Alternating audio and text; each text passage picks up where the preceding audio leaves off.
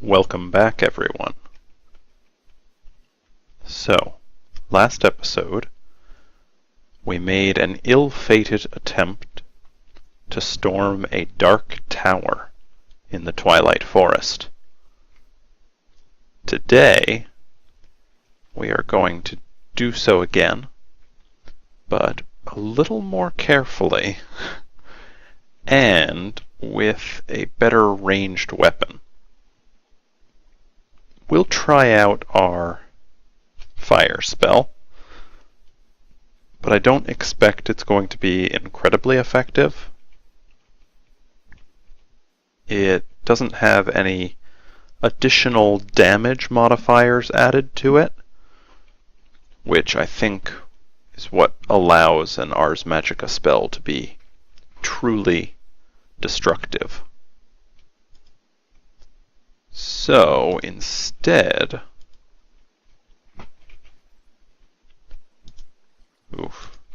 and it looks like,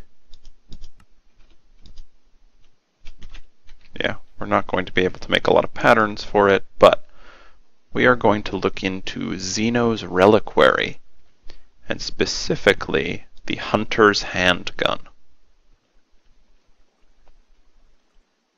This is a gun that uses different types of ammunition that can have different effects. And I've always wanted to try it out, but never have. Okay, so we are going to need some blaze powder and some slime balls, because we will need 1, 2, 3. Hey, perfect. 3 magma creams to make the 3 pieces of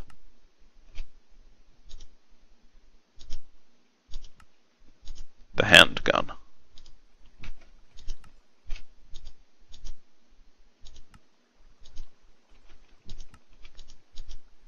So, the handle, the barrel, and the assembly. Oh, and we will need a button.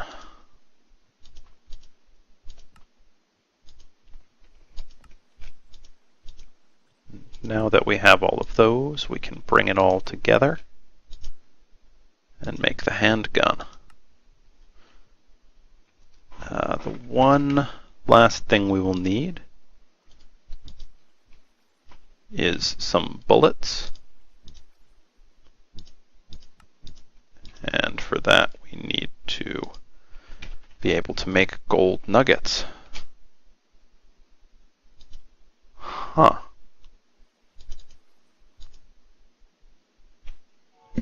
Okay, so if we want some seeker shot, should craft up 8 of these if we can. Let's see. Oh, of course, we're missing string. How random. Okay, let's try just making some of this neutral shot. And we'll need one of our magazines.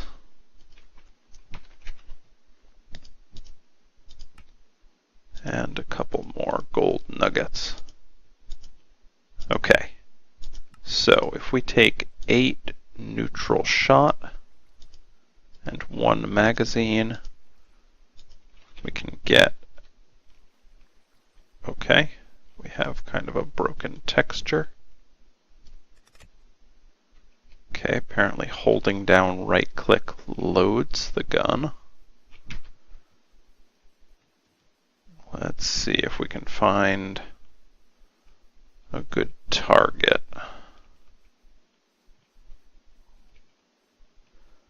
Okay, pig. Wow.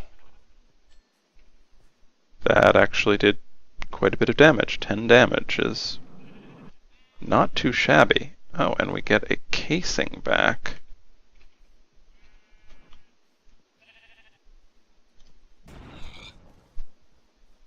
That's pretty cool.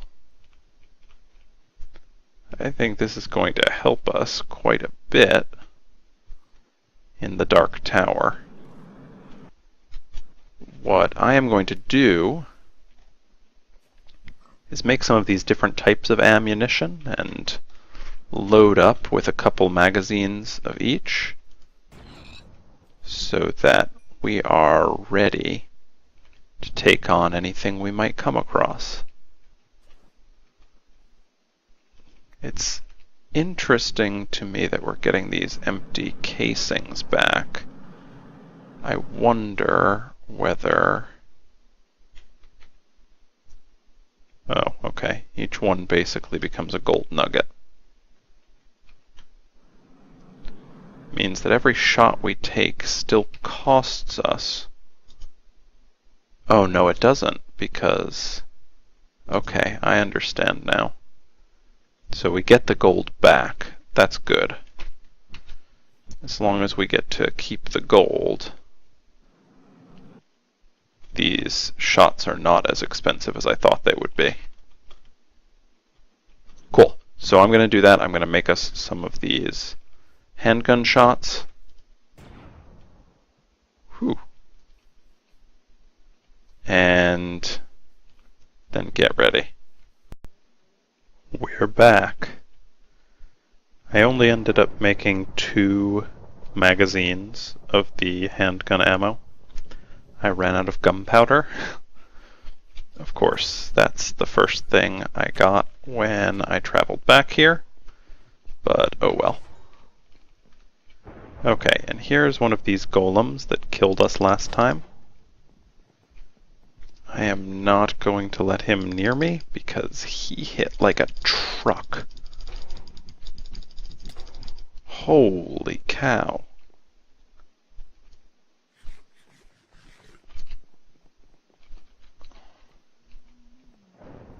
Okay, let's whip out the Ars Magica spell. Oh, and we got him.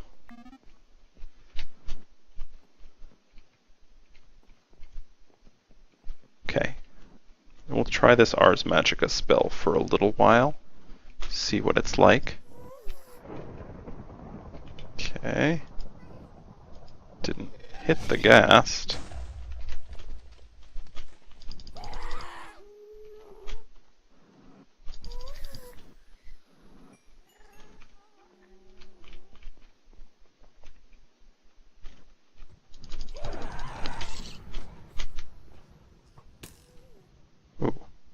And there's a skeleton up here. Of course, having a jetpack makes this jump maze a lot easier.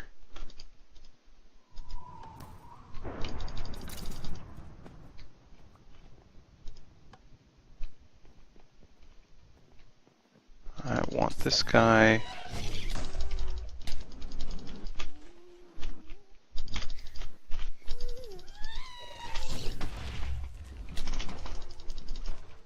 Okie doke, and we've set the tower on fire. Because why not? Okay, our Ars Magica...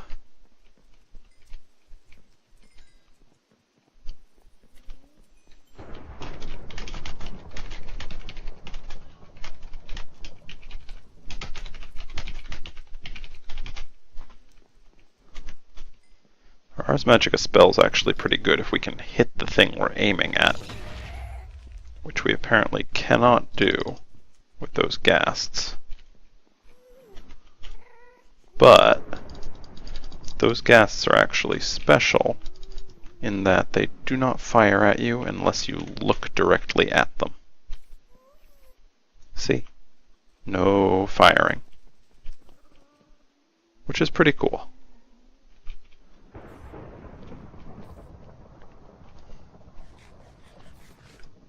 I can already tell, though, this is going to be very tough still. Which is cool. I've always actually come to the Twilight Forest over-equipped. I end up bringing, you know, armor that makes me invincible, and crazy awesome weapons that could annihilate the whole tower in a single blow. It's kind of cool to be doing this and have it still challenging.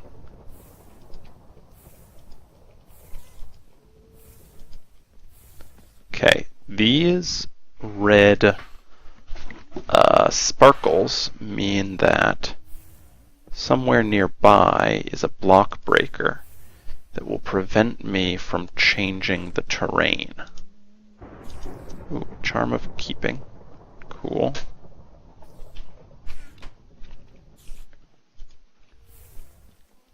Okay. Oop, sorry, I banged my mic. That was probably loud. Okay, that little spider was no match for us. But now we've come to the block breaker maze. The challenge here is that when you break these blocks,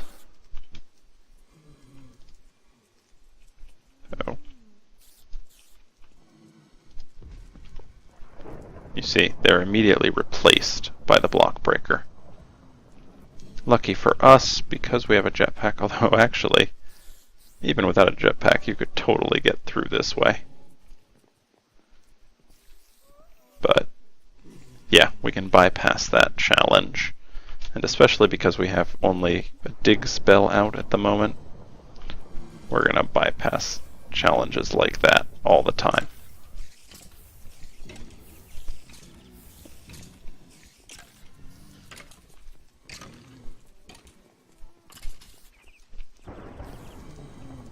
But now you can see one of the interesting things about the Dark Towers is that they are being corrupted by the influence of the Nether.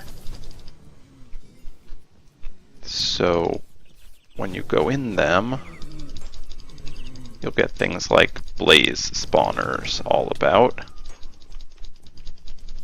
And we're not too worried about them because we have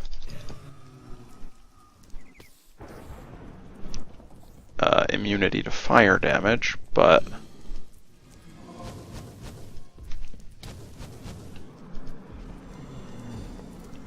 okay, we will take them out because they are going to burn the whole tower down.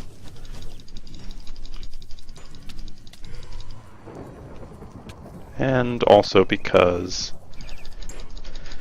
you can never have enough blaze rods. Well, you certainly can, but we do not currently have enough blaze rods, I'll put it that way.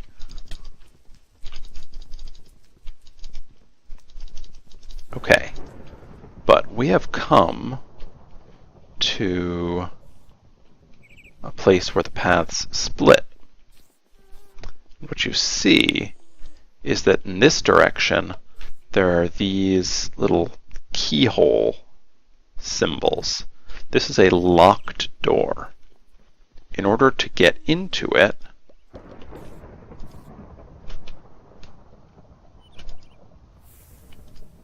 we will have to find the keys, which normally lie behind the rest of these towers.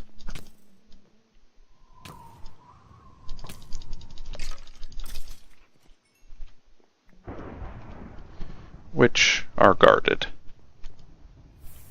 And often by those crazy golems that nearly killed us, or did kill us last time. So we must remain wary. Ooh. Hi, more ghast guards. As you can see, this is a challenging little place for one who doesn't have a jetpack. But we do have a jetpack, so it is slightly better for us.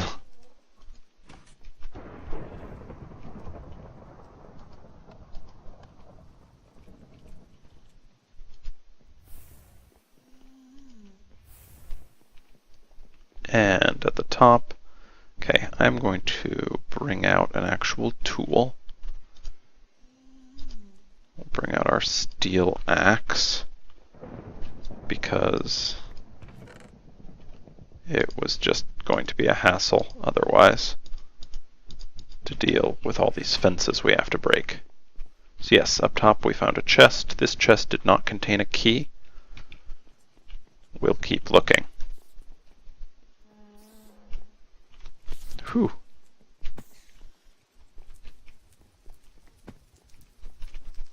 Oh, a witch. Lovely. Oh, a witch that poisoned me. Even more lovely. Okay, so what other directions were there here? Sometimes the nether corruption gets pretty insane. And you end up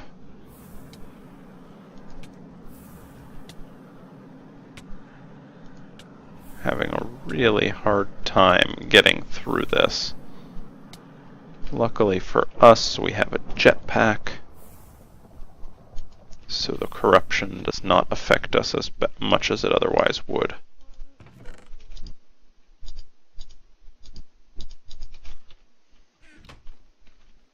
Eventually, when my inventory starts filling up, I will just start using my force wrench to break those boxes, and that will allow us to hold more treasure.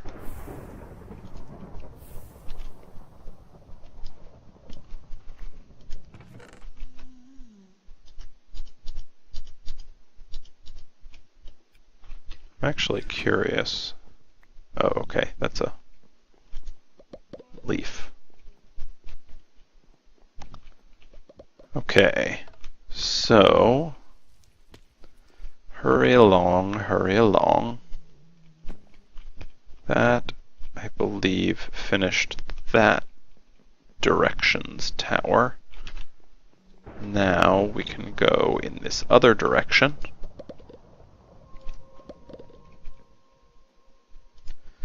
I have to say, the advanced genetics talent that makes it so creepers avoid me, super useful. Because even once creepers can't kill you with one shot, it's always annoying for them to blow the floor out from under you.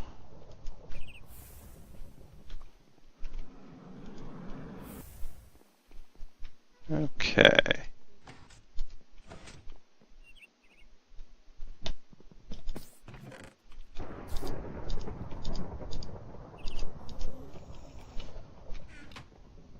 These Carbonite broodlings have not been attacking me, which is strange. I assume it's one of my advanced genetics traits that's preventing them from actually touching me, but I'm not certain.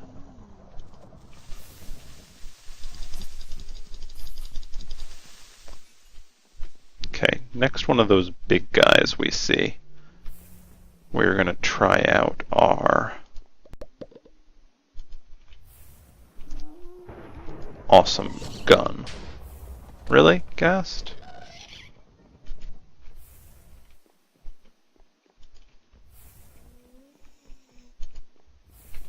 Oh, hi.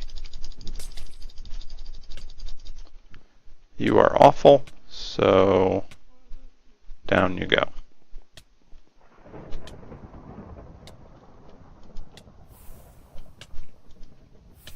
But we found the tower that witch was in. Oh, here we go. One of the tower keys. Awesome.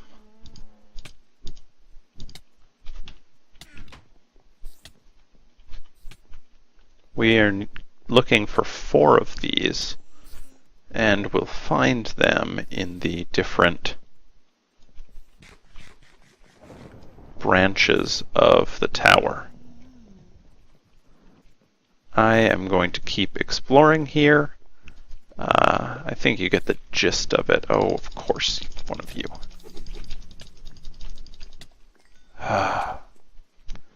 Okay. I'm going to keep exploring, and if if I find anything new and interesting,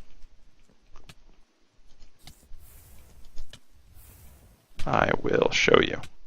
Oh, this is new and interesting. Welcome back from me not actually cutting the video. You can see here the nether corruption has uncovered one of these chests for us. Kinda neat. Our inventory is now also completely full.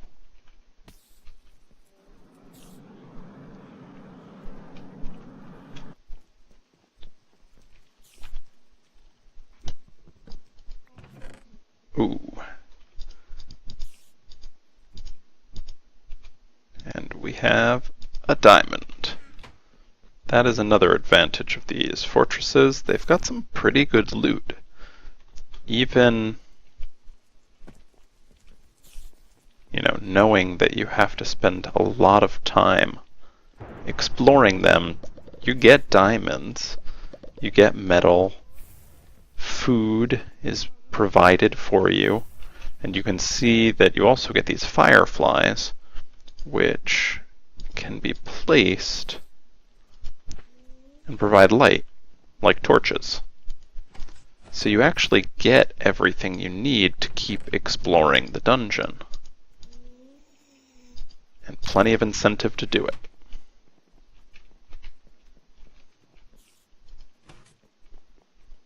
Okay, I will be back when I find more interesting stuff. Well, I found our 4 keys. Nothing really interesting happened other than that. But when we place them all in the corners of the door, we can open it and move on to the next level of the tower.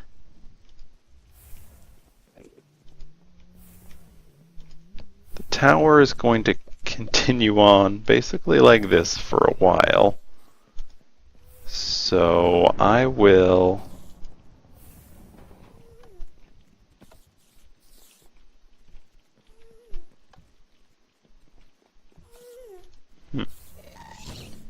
keep heading up it. Okay. Golem. Golem, golem, golem. It's time to break out the big gun. But first, let's just take out one of those guys, or a couple of these guys. Okay. Come at me, bro.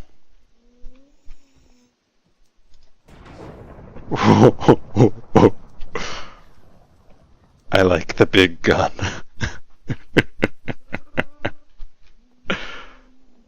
Okay. I'm pleased with that outcome, actually. Ooh, and a gas tier. I don't really need arrows. A gas tier is fine. Oh, but I've got a bag. So I'm going to put some of this stuff away into the bag.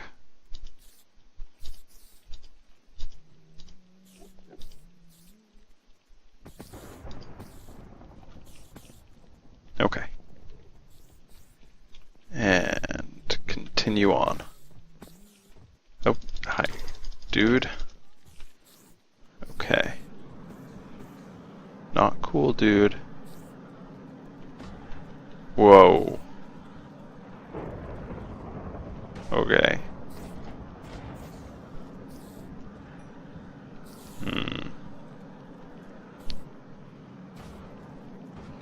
Wow. Okay, that's a lot of these guys.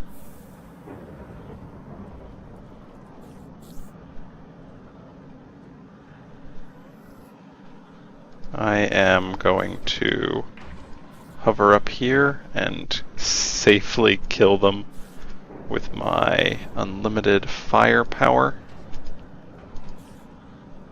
Ooh. Although I guess not infinite firepower.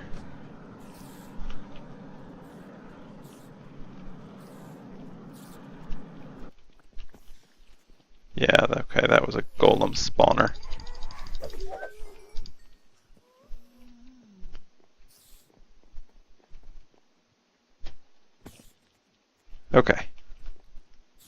now that we've got that basically taken care of,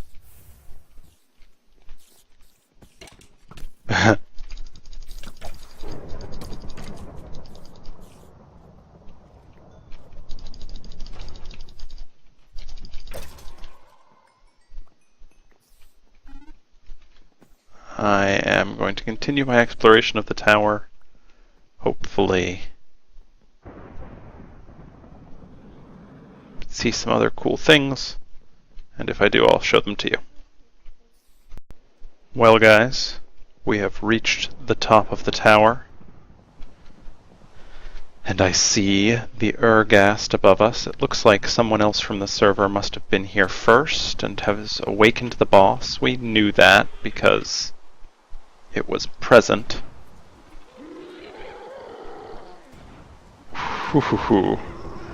The handgun does well against it. But theoretically, the way you're supposed to fight it is to kill these little gaslings and charge up these traps. Oof. Oh, but it can eat the gaslings, I think.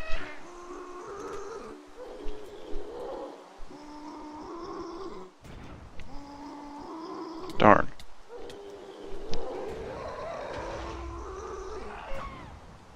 I'm out of my good bullets, too. That's too bad. I think... maybe we need to go to a different spot on the tower. So there are 4 different... Ooh, apparently not 4. There are a number, there's some, of different spawners for these little ghasts. And if you kill the little ghasts, it charges up the spawner, and then you can activate it to suck in the Urgast. But I guess only if the Urgast is close enough.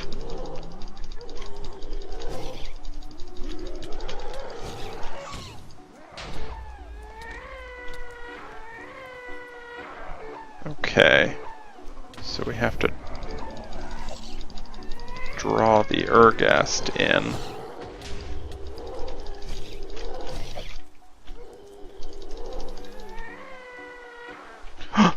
Ooh. I fell. Oh, and all the redstone broke. Darn it. Oh, and my helmet broke. Good to know. Come here, Urgast. And then, we wail on him.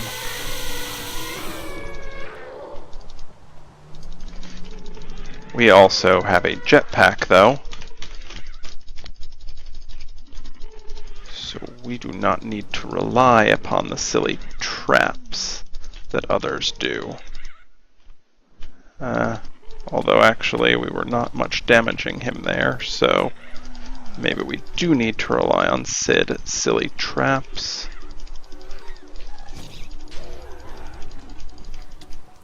Okay. Oh, the pressure plate's gone. Do we have anything in our inventory?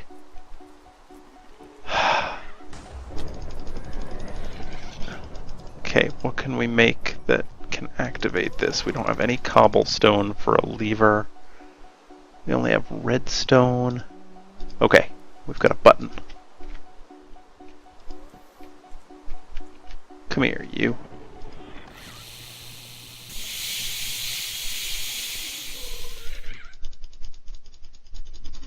You are awful. I hate you.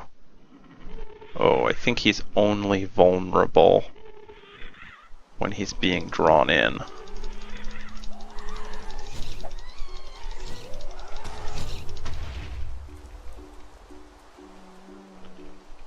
Or at least seems to be mostly vulnerable when drawn in. Yes, come here, you.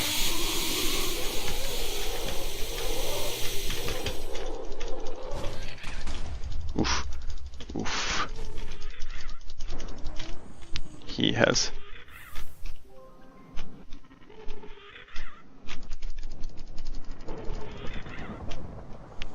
Oof. Okay. Let's hide for a second and eat. Wow. Okay. Gotta kill some more gastlings.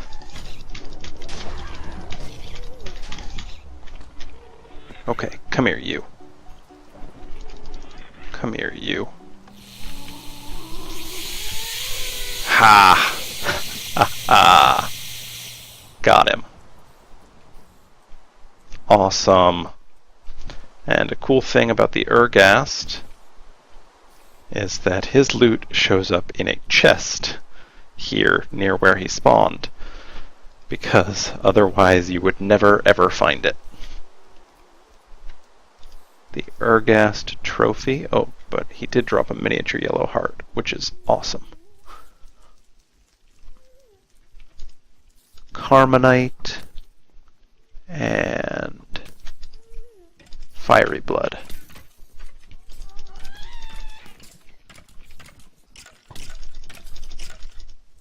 Cool. Well, we have defeated the Ergast and reclaimed our victory from this awful tower. I think that's a pretty good episode. Obviously, I cheated a little bit. I used my jetpack because I tell you what, there's no way I was going to do this tower without it. Those jumping puzzles are crazy. But our hunter's hand cannon, or handgun, worked pretty well. Although, it was mostly the ender ammo that was dealing a lot of damage to the ghast. This other ammo I made is not as good. Although, deals in an area of effect, which is kind of nice.